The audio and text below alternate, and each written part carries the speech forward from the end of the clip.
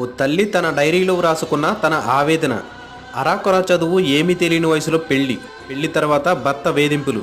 ఇద్దరు పిల్లలు పుట్టిన తర్వాత ఆ ఇద్దరు పిల్లలతో సహా భర్త ఇంటి నుండి బయటికి గెంటివేయబడ్డ ఒక అభాగ్యురాలు.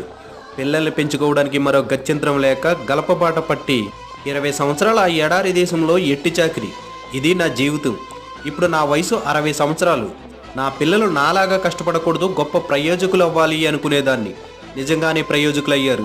ఎంతలా అంటే నేను కట్టిన ఇంటి నుండి నన్నే బయటకు గెంటేసే అంత.